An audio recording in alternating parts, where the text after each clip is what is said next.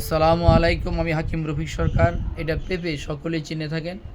এর ভিতরে অনেক গুণক্ষমতা, ঔষধি গুণক্ষমতা রয়েছে। এইটা অনেক রোগের উপকার হয়ে থাকে। এটার অনেক ভিডিও আমি দিয়েছি। তো পেঁপে গাছের কষের কী গুণক্ষমতা দেখেন। এই যে কষটা এমনি করে চাপ দিবেন, দেখেন এই যে কষগুলি বাইরে আসতেছে, দেখেন এই যে কষগুলি আসতেছেন। যাদের দাঁতের ব্যথা আছে, এই যে কষগুলি দুধের মতো সাদা, দেখেন এর সাথে কি করবেন, এই যে এটা তুলসী পাতা, এটা হচ্ছে চারা তুলসী পাতার গাছ। তুলসী অনেক উপকার হয়, ওষুধি গুণ ক্ষমতা রয়েছে। তবে দাঁতের জন্য বিশাল একটা উপকারী তুলসী পাতা, পেঁপের কষ।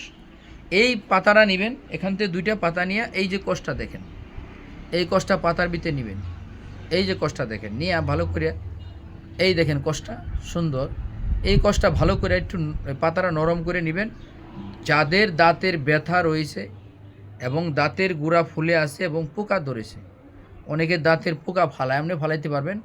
যেই ব্যথা স্থানে যেখানে দাঁতের গর্ত হয়ে গেছে গা, পোকা ধরে গেছে গা, ক্ষয় হয়ে গেছে গা, আপনি ওই দাঁতের গোড়ার মধ্যে লাগাই দেন।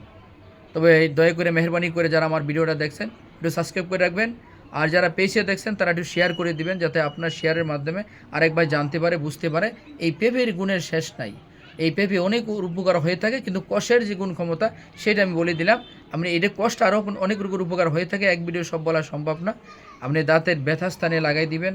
আর যাদের দাঁতের গোড়া ক্ষয় হয়ে গেছে গা, পানি ধরে শিরশির করে, এই যে শীতকাল আসতেছে, আপনি এই কষটা দাঁতের গোড়ায় ব্যবহার করবেন। প্রতিদিন না, 2 দিন 1 দিন পর পর এইরকম তুলসী পাতার রস আর তুলসী পাতার গাছের পাতা আর এই পেঁপের কষ, এই দুইটা যদি একসাথে করে দাঁতের গোড়া মেসেজ ডইলা দিতে পারেন, আপনি পানি ধরা শিরশিরানি কমবো, দাঁতের ব্যথা কমবো এবং দাঁতের অনেক রোগ থেকে ইনশাল্লাহ বেঁচে যাবেন।